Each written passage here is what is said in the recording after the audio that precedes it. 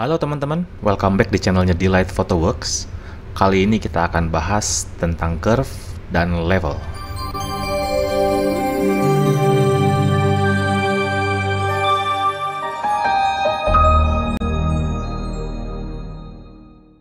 Kita buka file latihannya ya, ada di deskripsi, bisa di-download aja.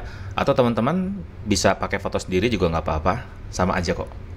Oke, kita mulai aja. Pertama-tama kita duplikat. Seperti ini. Nah, ada dua cara untuk aplikasi level dan curve. Ya, yang pertama adalah di sini, image, adjustment, misalnya level deh.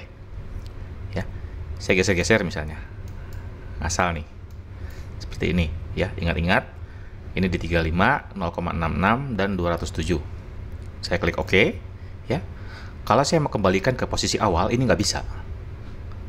Ya, jadi perubahan ini langsung di istilahnya analoginya di embed lah, jadi langsung ditempel di fotonya, kita nggak bisa lepas lagi. Coba aja image, adjustment, level, dia kembali ke 0 gitu. Kita nggak bisa undo lagi ya, kecuali di undo ya, cuma kalau kita mau rubah jadi kondisi yang awal nggak bisa, karena ini sudah di ujung, kita nggak bisa kembalikan lagi. Beda dengan kita menggunakan adjustment layer. Jadi yang di sini namanya adjustment, di sini kita nyebutnya adjustment layer. Di sini ada level juga tuh. Kenapa disebut adjustment layer? Karena adjustmentnya dibuat di layer yang terpisah. Itu seperti biasa kita bekerja non-destruktif, tidak merusak file asli. Makanya penggunaan layer ini membantu untuk bekerja non-destruktif. Oke, double klik di sini. Ya. Misalnya saya buat perubahan ekstrim seperti ini misalnya ya.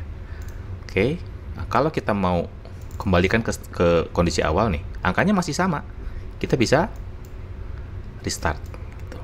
Kita bisa restart. Ini tombol ini untuk merestart perubahan apapun yang sudah kita buat di adjustmentnya. Oke, itu kita bisa kembalikan normal. Makanya saran saya pertama adalah selalu gunakan layer baru atau adjustment layer kayak gini. Kita buka satu lagi yang namanya curve, biar supaya kita bisa bandingkan ya. Kita pelajari dari curve dulu nih. Curve ini simple. Kalau ini terlalu kecil dibuat teman-teman segini, misalnya pengen lebih besar, ditarik aja. Kali ini saya tarik dulu biar kelihatan buat ilustrasi. Segini misalnya. Oke. Nah, di sini ada 4 kotak di bawah sini, dan ada 4 kotak ke atas. Ya, 4x4 ini, 4x4. Nah, titik tengahnya di sini. Ya kan? Nah, area yang di sebelah kiri dari titik tengah, ya, sebelah sini nih, kotak 1 dan 2 ini mempengaruhi area-area foto kita yang gelap. Gelap, black, shadow, semacam itu. Nah, kalau highlight, terang, putih, itu ada di daerah sini. Ya. Praktisnya, kalau kita mau membuat perubahan di area yang gelap, ya kita buatnya di area sini, area garis ini. Kalau kita mau buat di tengah, ya di sini perubahan di area tengah. Garis ini yang kita geser-geser. Kalau kita mau membuat perubahan di area terang, ini di area sini. Ya, seperti ini. Saya mau menggelapkan area yang gelap ini, pengen lebih kontras. Ya. Kontras itu kan artinya area gelap makin gelap, area terang semakin terang. Kita coba bikin ya. Area gelap semakin gelap, saya turunkan grafiknya. Seperti ini. Area terang semakin terang, saya naikkan seperti ini misalnya. Nah, seperti ini ya, kita lihat ini, saya hilangkan aja seperti ini ya, kita lihat kontrasnya naik. Nah, ini yang disebut dengan, teman-teman mungkin tahu yang namanya kurva S atau S-curve ya. Jadi secara sederhana S-curve itu untuk menaikkan kontras, itu aja sih itu, jadi nggak terlalu jelimet. Oke. S-curve untuk menaikkan kontras. Kalau menaikkan kontras, ya shadow-nya kita turunkan, highlight kita naikkan, kita terangkan, udah selesai. Simple kok. Selanjutnya kalau mau membuat perubahan lain gitu, kita kasih titik baru di sini, kita geser-geser. Misalnya, boleh, silakan. Coba-coba aja. Ya, yang jelas teman-teman tahu bahwa ini daerah shadow, ini daerah mid-tone atau daerah tengah, ini daerah highlight. Ya. Oke, untuk mereset tekan ini. semua dikembalikan ke posisi awal ya. Nah, bentuk dari kurva ini bisa macam-macam terserah teman-teman, cuma biasanya sih lebih dari 2 atau 3 titik itu gradasi si foto warnanya jadi nggak halus. Tadinya dari merah ke kuning gitu, gradasinya halus karena kurvanya tidak mulus ya, terlalu banyak titik, jadinya ada patahan gitu, kelihatan sambungannya tuh kelihatan, dan itu biasanya kita hindari. Nah, kita lihat ini kan untuk untuk mempengaruhi area-area yang terang ya. Dalam hal ini kalau ujung ini kan putih. Kalau misalnya saya buat grafik baru nih, area terang saya mau gelapkan. Geser ke bawah. Kayak gini. Lihat tuh, area terang jadi lebih gelap. Nah, area gelapnya saya terangkan ya. Nah, efek ini yang sering dipakai nih, yang lagi populer zaman sekarang nih. Istilahnya faded ya. Jadi semacam kabur warnanya tuh, jadi lebih soft. Ini bisa dipakai nih. Coba gitu aja sih kalau curve gitu ya. Ini yang pertama mengenai curve. Jadi fading karena daerah yang gelapnya tidak pure black. Dia jadi agak-agak abu-abu ya, abu-abu gelap tuh. Di area yang tadinya hitam di sini nih, ini jadi abu-abu, agak abu-abu. Oke, ini buat sampel. Teman-teman bisa pakai kalau editing foto pakai cara ini. Lalu yang kedua, perbandingannya dengan level apa? Kalau kita double klik di sini ya. Ini sama. Kalau saya geser ini ke tengah ya. Yang hitam semakin hitam, area gelap ini semakin gelap. Saya geser ini area terang semakin terang. Jadinya sama dengan S-curve. Tuh. Cuma karena untuk level bentuknya bar ya. Jadinya seperti ini kita kerjanya. Nah, terus kalau untuk mau bikin faded gimana? Ini saya reset. Bikin efek faded kayak tadi gimana? Yang gelapnya jadi terang gitu. Nah, ini kita pakai bar yang di bawah sini. Kayak gini. Tuh. Terangnya kita gelapkan, gelapnya kita terangkan seperti ini. Jadi kontrasnya jadi rendah, jadi soft. Seperti ini. Sama dengan ini. Tuh. Selanjutnya penggunaan lain buat curve dan level ya, selain mempengaruhi terang gelap juga bisa mempengaruhi warna. Caranya seperti ini. Kita double klik ya. Lalu kita reset kurvanya, lalu levelingnya juga kita reset. Oke, simpelnya gini. Di video tentang selective color itu udah pernah saya jelaskan mengenai teori warna ya. Red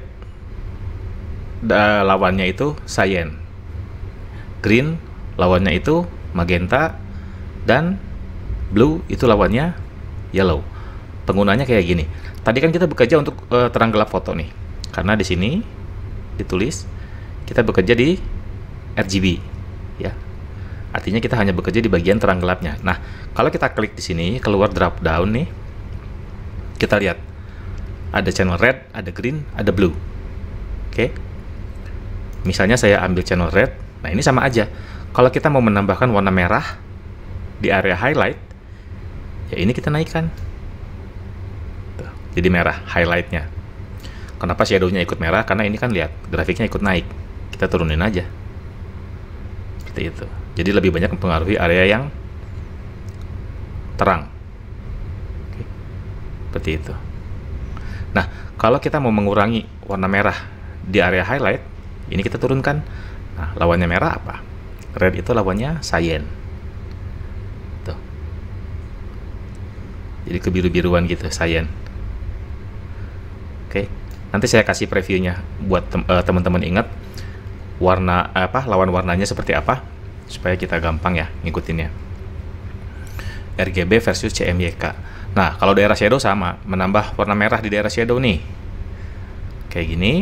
Kalau mau nambah warna biru atau cyan, bukan biru sih, cyan. Ini. Seperti ini.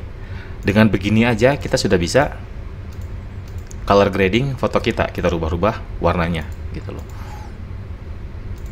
Misalnya kita rubah ke RGB lagi, saya pingin efek Instagram nih yang agak-agak faded gitu, agak-agak soft gitu, kayak gini, tuh, gampang banget. Jadi memang nggak terlalu ribet ya kalau curve. Di sini saya coba jelaskan sesimpel mungkin ya dan penggunaannya, dan ini yang paling sering dipakai. Jadi sekali lagi, curve dan level ini bisa digunakan untuk modifikasi terang gelap, juga untuk color toning. Oke. Nah, satu lagi, level juga sama. Kalau kita double klik ya, ini kan sama RGB nih. Kalau kita pindahin ke misalnya let's say biar kelihatan blue deh. Oke, kita lihat kalau shadownya kita geser ya, daripada pusing efeknya apa ya, geser aja nggak apa-apa, kan ada reset di bawah nih. Kalau di sini kita menambahkan warna kuning di daerah shadow. Kalau ini kita geser nih, ini menambahkan biru di area highlight. Kalau mau sebaliknya ya di sini, ini menambahkan biru pada area shadow, dan ini menambahkan kuning pada area highlight. Gitu aja. Oke.